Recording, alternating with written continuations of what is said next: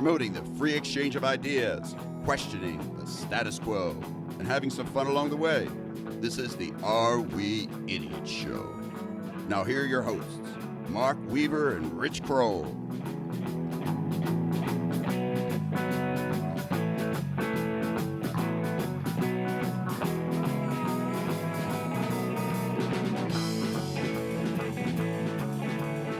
It's good to hear that music. I love that music. Hello again, everyone, and welcome to another edition of the Are We Idiots Show. We are your hosts, as always, Mark Weaver and Rich Kroll. Mark Weaver, you know, we've gone straight from winter right into summer. My armpits are profusely sweating. Are you going to part-time as a meteorologist now on every show? You're going to give a little weather update? Well, I'd love it. Last two you have. Here's the deal. Think about a job where you can make $500,000 a year and be wrong 75% of the time. That's most meteorologists, certainly the well-known ones, make that kind of money. So I want that job. So welcome back, listeners, and we have a great show planned as always. Last week I talked about show sponsorship. This week I just wanted to throw out another idea, and again, we're always kind of brainstorming how we can improve the show. One of the things that we're thinking about is, do we sometimes have guests on the show? I know you guys love Rich and I and our banter, but we thought maybe there might be an interest in having guests on the show occasionally. So if you have any interest in that, or you have some suggestions on us doing that, or in what format that might take, send us an email, supportinglisteners@areweidiots.com. And again, we're always looking to try to improve. Or if you have other ideas, please email us. Here's one idea. Why don't you try to stop being such a dry literalist who bores me on a weekly basis? That'll never happen. That's true. That's written into the contract for the show. Good point. All right, so on this week's show, we have our weekly Idiot of the Week award. Kroller's got some nominees for me. Then we're going to talk about the K through 12 public education.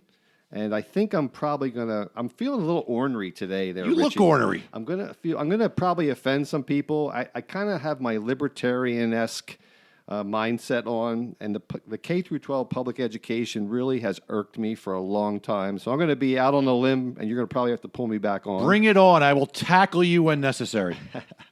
And then we're going to conclude the show with idiotic tweets. We did this probably 6 weeks ago. These are just general tweets, not Trump tweets. And Rich will have to guess who authored the idiotic tweet. So that'll be fun as we conclude the show. Always exciting.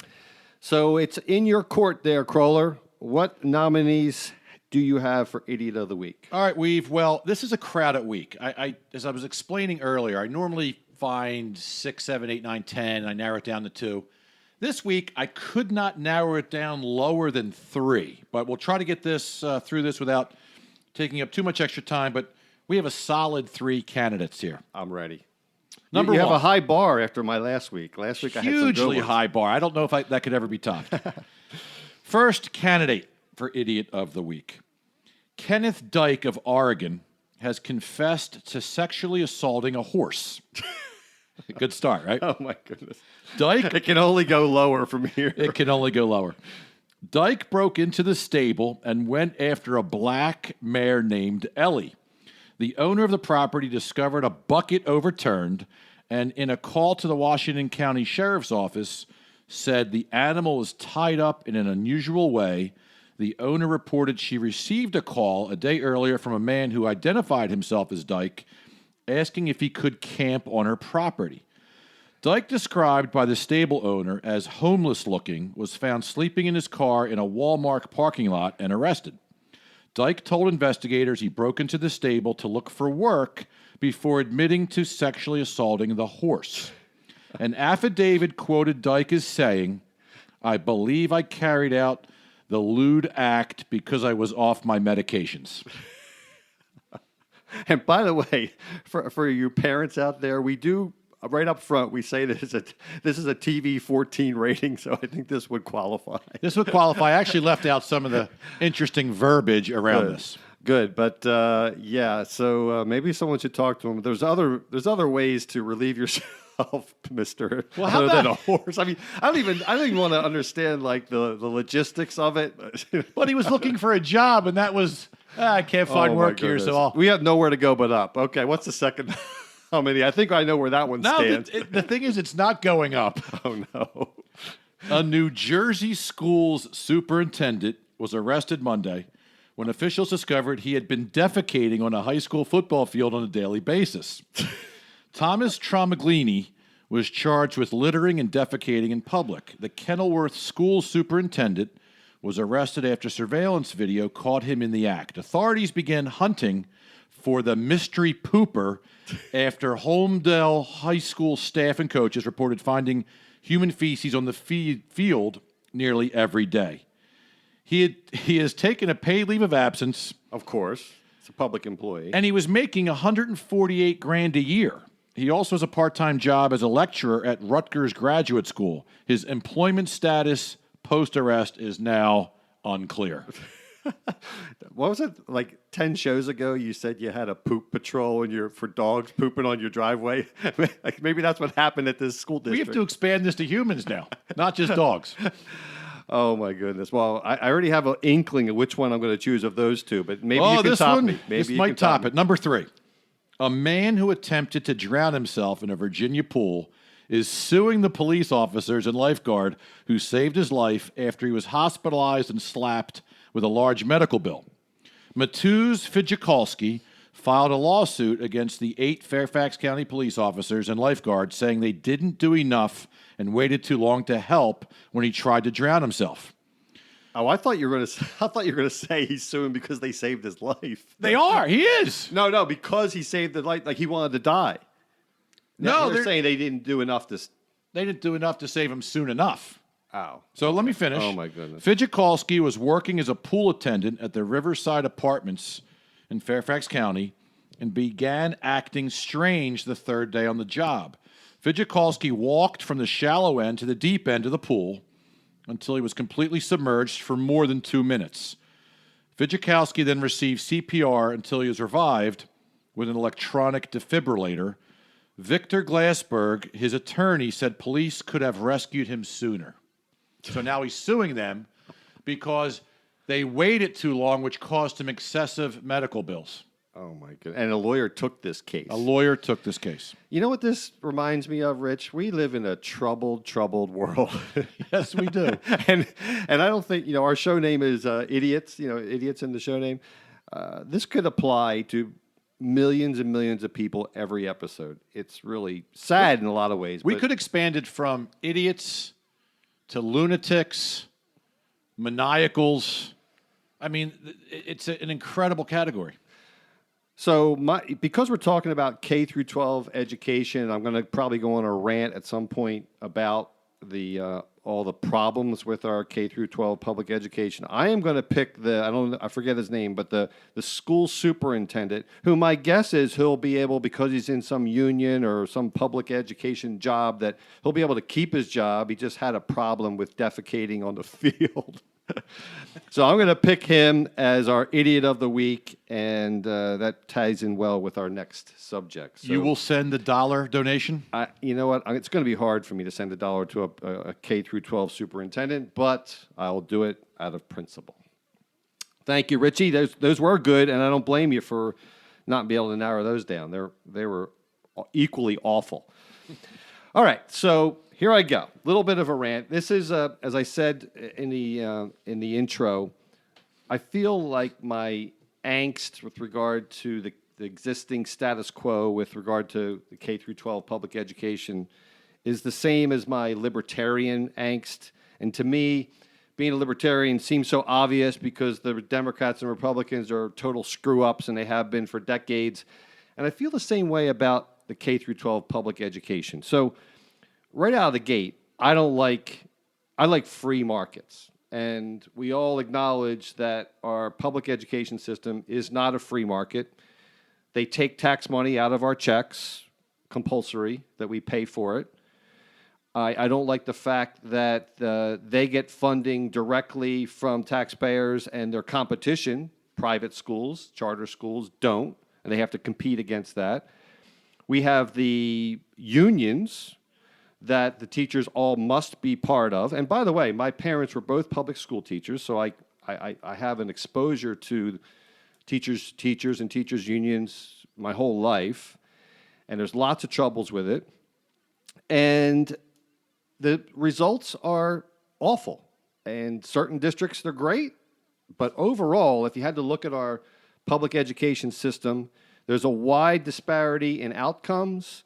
There's a wide disparity by township on the amount of money invested. And just to give you an example, locally here, where we live in the Pennsylvania, Philadelphia suburbs, one district, Chester Upland, spends about $12,000 per student. Lower Merion spends $17,000 per student. And it's all over the map, all over Pennsylvania. So there's a few of my pet peeves. And before I go on, I'll let you tell me where I'm wrong. So first, are you ornery because of this topic or because it's 115 degrees in your home studio today? Well, I had to close the windows because, and it's a little bit warm out because I wanted to have a good sound quality. Yeah, I'm wondering if I'm worried about the listeners, did not you. you. Turn the heat up to make your orneriness even more intense. Okay, here's an easy statistic to upset everyone in the United States right off the top of what you're saying. And I'm going to take it a slightly different angle.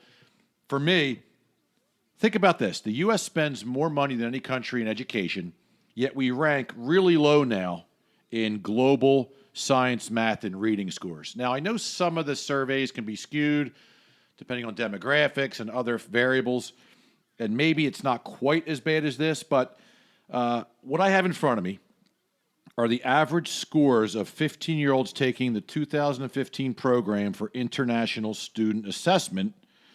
And we rank 24th in science behind incredibly under-the-radar countries like Macau, Estonia.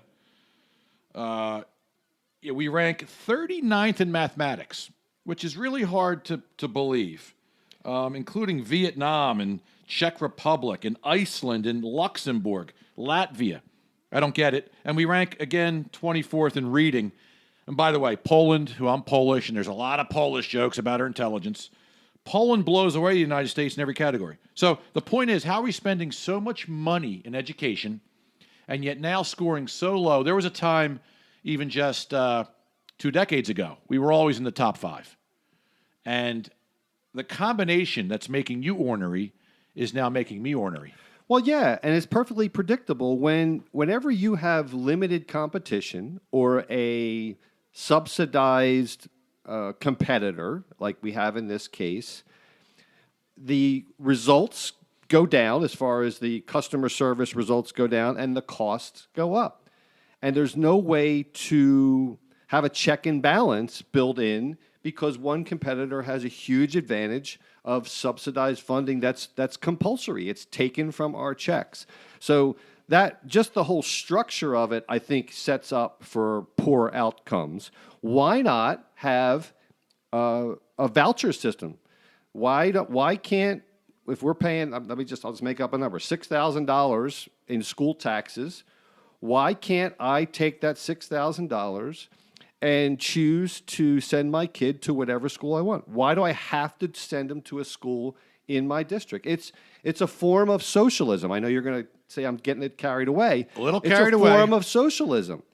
Why is it that and why is it that the people who don't have kids or their kids have already graduated through the school system, why do they have to keep paying for the school? Well, you raise a good point, and we've argued and discussed and debated where our tax money goes, and a lot of it's infuriating when you realize you're helping fund a billion-dollar bridge to nowhere. But yeah, hey, my good buddy Gary Yagmorian, the Yaginator, Havertown SEPTA bus driver for 50 years, no children, says to me every week, why am I paying, look at my school taxes, why the heck am I paying, I have no children even at all, let alone in school. Then you have, hey, you and I both have children in private school. Right. And no offense, we're lucky to have the ability to pay for that in what we believe is a higher level of individualized education. But I'm already pumping a lot of money into that. Why do I got to also pump into money, put money in for other kids that have nothing to do with me. So yes, it's a concern.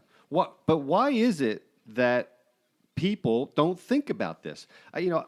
I think I'm kind of on an island here, and most people don't even question the fact that we need public schools. They think, well, of course we need public schools. And no one's ever, not no one, but a lot of people just don't even think about it. They just assume that because the government set it up, it's got to be good and it's got to be right. Well, there's alternatives out there, and the free market would produce better results. And you see some of this starting to creep in New York City schools. They started allowing charter schools about 10 years ago. They were huge successes. They could fire teachers. That's another problem.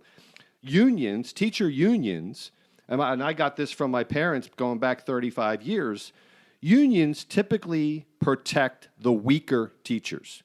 They protect the weaker teachers from being fired. The best teachers can go get a job wherever they want. So the union doesn't protect the best teachers. They protect the laggards. And you think you see that with unions in all industries. Unions bring up the laggards and keep them from getting fired. And I think that teachers should be able to make their own bidding. If you're a great teacher, why couldn't you make $500,000 a year? If you are a truly excellent teacher in a charter school and they were willing to pay for, why couldn't they make $500,000 a year? So to your point, Free market. Very good point. Free market. So my mother-in-law, Carol Wagner, big fan of the show, by the way. I like her already.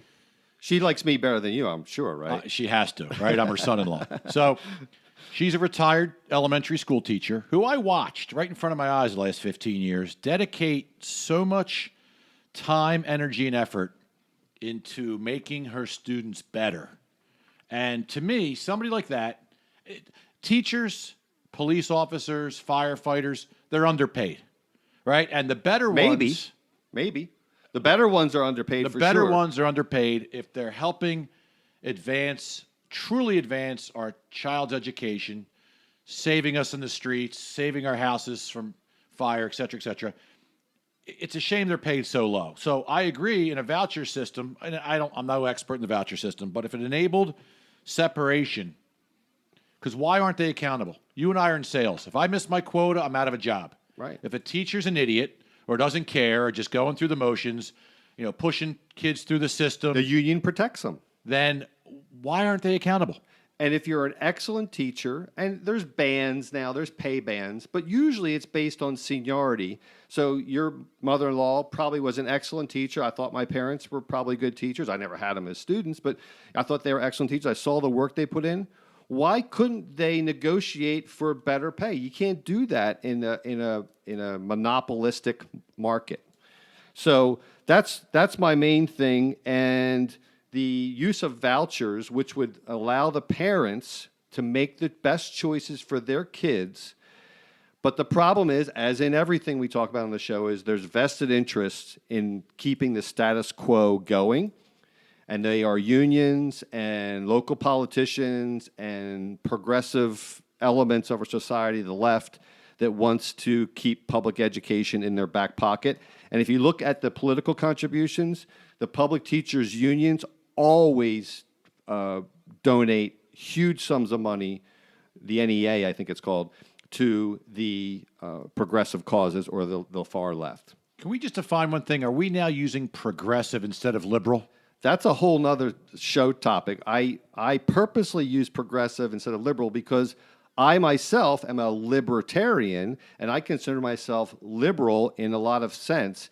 We've morphed the phrase in the U.S. from progressive, from classic liberal to liberal, meaning a leftist.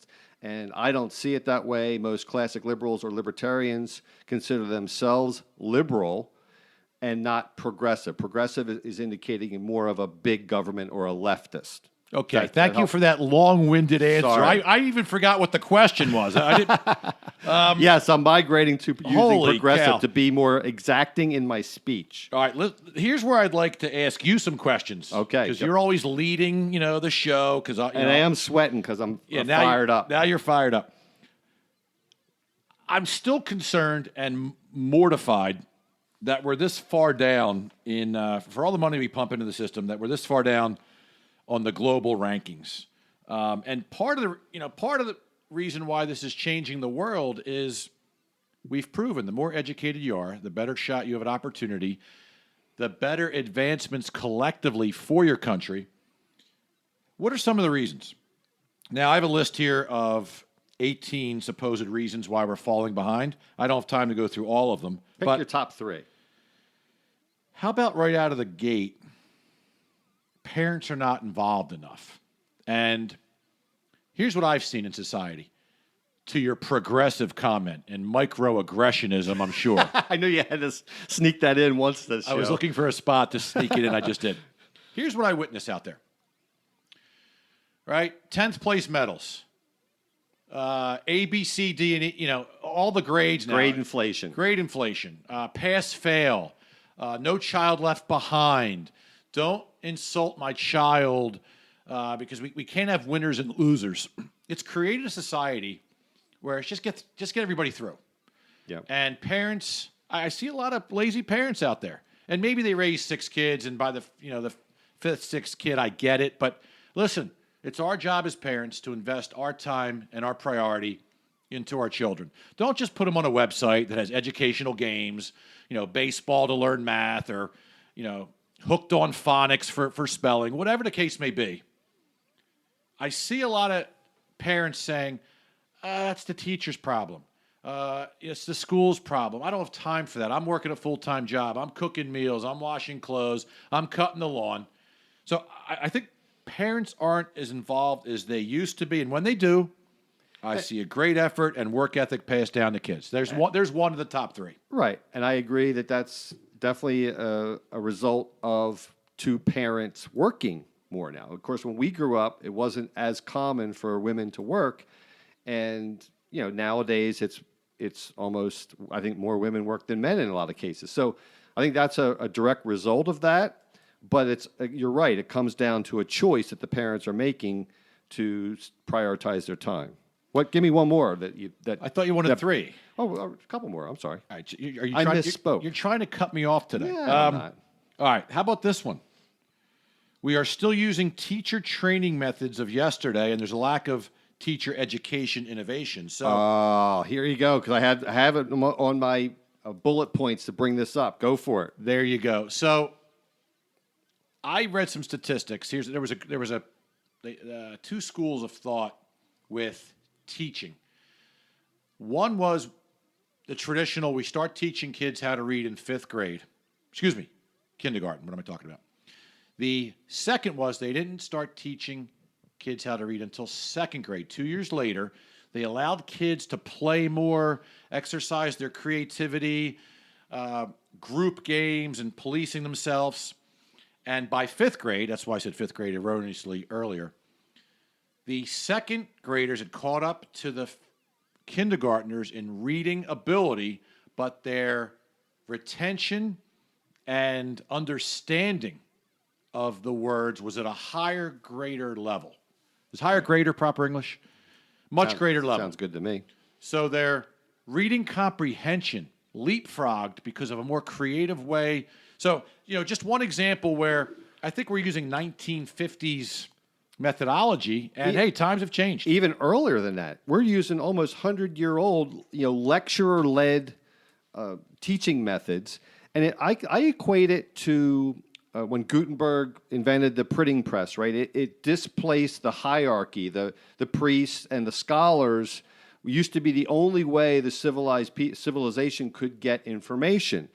And I think the internet is analogous. Now that the internet is everywhere, you don't need a teacher or a college professor, if in college, to convey information to you. You can go out and get it however you see fit, delivered to you on any device.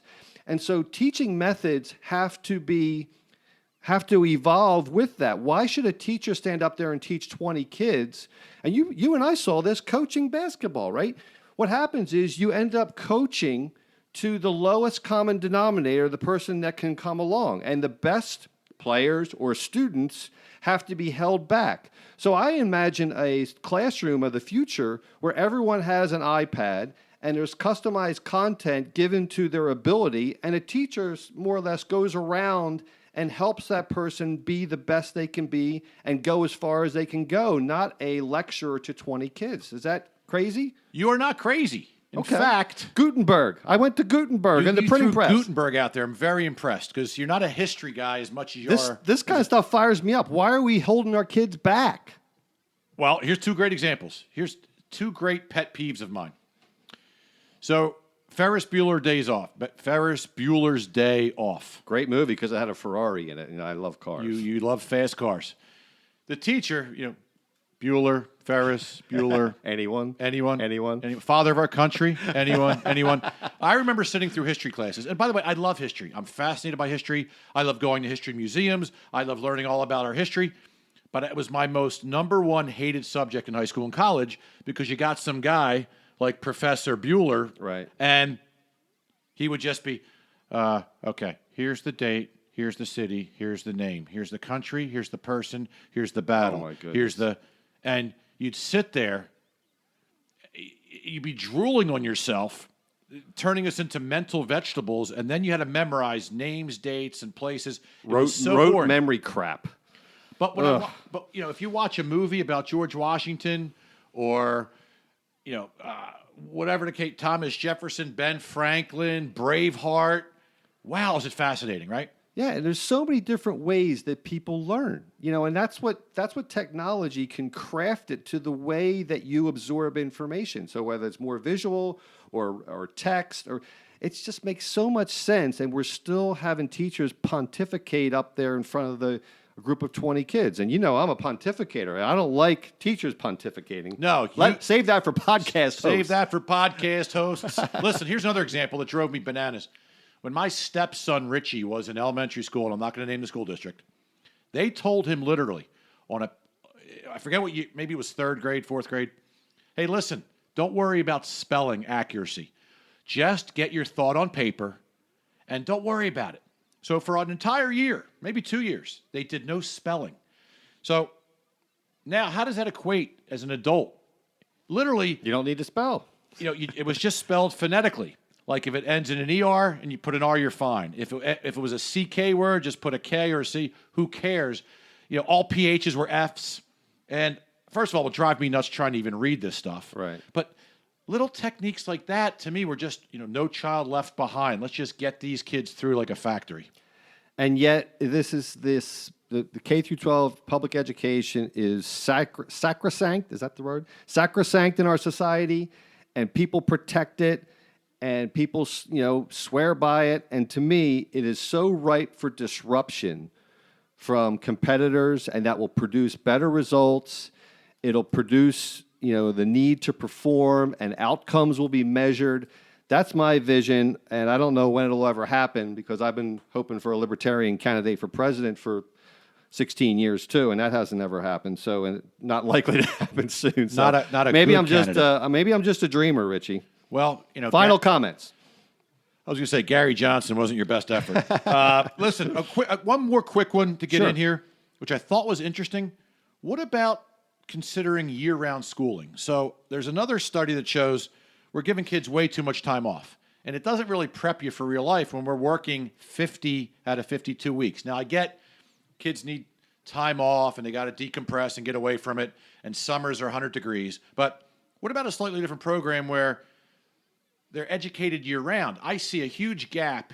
I watch my daughter, from June to September, where, oh my gosh, we have to go back and review stuff. There's a lot of rust. Like, oh, you forgot your multiplication tables, or you forgot So maybe year-round schooling, which some countries do. I don't know if that's the right answer, but it was an interesting thought. In my mind, it should be a free and open market, and it should be whatever's right for the kids. So some kids may want to go 50 weeks a year. Some kids, I think, should go 6 months a year. And in my case, I don't think the kids should have homework. I think they should get all their schooling done during the school day, and they shouldn't have any homework. And during the off hours of school, you should be able to do stuff with your family, go out and do experiences. So in my mind, in a free and open market, there would be all kinds of alternatives for each kid. And whatever is best for your kid, you match them with it in that appropriate school. All right, my final comment is... That didn't get a dilly-dilly?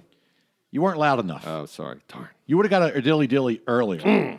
next time. I'll give you one chance for a final sentence to possibly dilly you. I got nothing left. You have nothing left? So here's the deal. Education is extremely, extremely important. It doesn't just have to be academic through high school and college. It can be vocational schools or trade schools or technical schools. Education is the foundation for a successful Human race. I Totally agree. Right? It's proven. Education and technological advancement drive the human evolution. Dilly. So I got one there. You got one in there. That was a little forced. I had to beg for it. That was like a half-court shot that went in at the end of the game. Well, that was a good conversation. I'd love to hear our listeners' viewpoint on this. So send us an email, follow us on Twitter, and give us your feedback on this. Are other people thinking the same thing about our K through 12 education? We'd love to hear it. And also send Mark some donation personally so he can turn the air conditioning on. I know he's trying to save $5 on his Pico bill. This was a weight loss session as well for you. Thank you. All right, so we're going to move to idiotic tweets, and I'll tell you right up front, Richie, these are hard. If you get these, in fact, I may even have to give you some hints because these are hard. They're extremely stupid, and they'll be funny, but if you can guess these, God bless you. I'm putting my thinking cap on. All right, first idiotic tweet, and all these have been over the last couple of years. Quote, why is Rhode Island not a road or an island? OMG. Was that 1, Britney Spears, 2, Justin Bieber, or 3, Kanye West? So here's the thing. It could be all 3, of course. What I love about your idiot tweets is you often include Justin Bieber and Britney Spears, so they're always almost part of every tweet. The comedy is in the tweet itself, of course, and we're just playing along. Well, I don't want to be labeled a racist if I take Kanye, but I mean, first of all, we all know We don't see color. We don't see color on we the don't. show. But if I answered that, maybe somebody would take offense to it. No. So Who we all cares? know road is spelled RHODE, Not ROAD. and not to be confused with a Rhodes Scholar, which is also RHODES, I believe. Gosh, I want to say Kanye. Go with your first instinct. I was going to say Kanye. It was Justin Bieber. I thought you were going to. I kind of grooved that for you because I always do Justin Bieber, but If it you was. told me not to. Yeah. But it was Justin Bieber. All right, next one. Quote, Titanic 100 years ago. Wow. Global warming could have saved the Titanic, sad to say. What does that even mean? Because there'd be no icebergs. Oh, that's actually a good one. Was that 1, Jose Canseco, 2, Hulk Hogan, or 3, Chuck Norris? Chuck seems to me to be a fairly intelligent guy. I'll give you a hint. You're on the right track. It was not him. So I mean, Hulk Hogan. come on. Yeah, I'll give you a hint. Who's the stupidest of that Who was the group? first one again? Jose Canseco. Jose Canseco is a complete knucklehead. Is that your That's guess? my final answer. And you got that right. I gave you a little hint, but that's just he's proven to be an idiot of all phases of life. And yes, that was him. All right, last one. This one's a little bit more serious. Quote, millions are in an uproar in hashtag Cairo. This is when the Arab Spring was happening a couple of years ago in Egypt.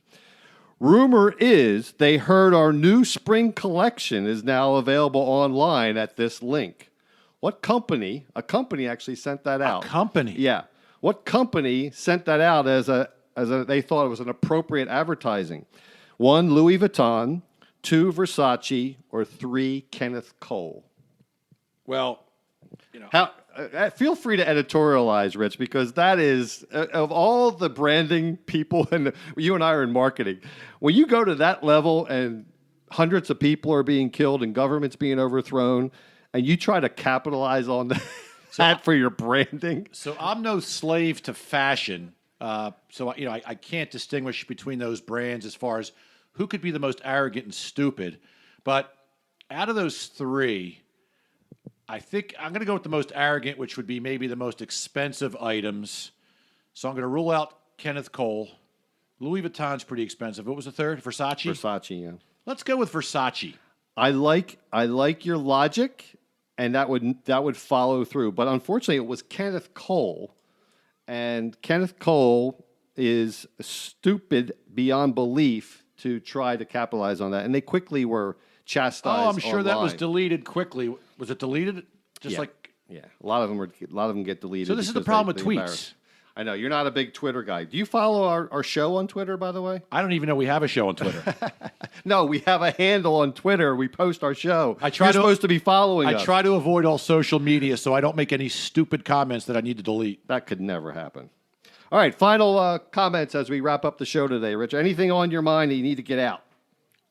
I would like to go. Other than a cool rag on your head to cool you down.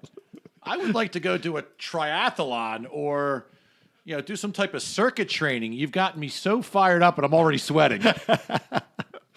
Yeah, it's a little bit warm in here. I'll have to work on that for next week. All right, well, make sure you tune in next week when we talk about how norms are changing in our culture. In our opening, we say that we question the status quo. And next week, Rich and I are going to look at some of our current norms that are headed to extinction. So that should be interesting. Or so we think. Or so we think. We're going to prognosticate a little bit. And this is very common in our history. There's been a lot of examples of this. I'll give you one. And just to tease this for next week, the LGBTQ community. Easy for you to say. Right. That, when we were younger, and in fact, even when Obama first ran for president in 2008, he and Hillary both said that they believed marriage was between a man and a woman. And when we were younger, the number one song at one point in time in the mid-'80s was Money for Nothing by Dire Straits. And they had a they had a line in there and used the term faggot multiple times. And now, if you listen to that song on the radio, they bleep it out. Highly offensive. Right. I'll be honest with you. I think that I used that term, and boys in Havertown in the 70s, they used to call each other that all the time. So language changes, acceptable language changes. We're not bad people because we probably used that term in the past, but that changed very, very rapidly. That's just one example. We're going to talk about some of the things that we think might change with what is currently the status quo, but won't be acceptable in the years ahead. So should be fun, should be interesting, thought-provoking at least, and we're going to see how good of predictors we are. As always, please remember, if what you see or hear sounds idiotic, then we're just the guys to help you sort it out. See you all next week. Take care. Thank you for listening to the Are We Idiots Show. Please subscribe on iTunes, Google Play, or Stitcher so you can enjoy all episodes. The times have changed and life's rearranged, and true love won't say goodbye. True love won't say goodbye. True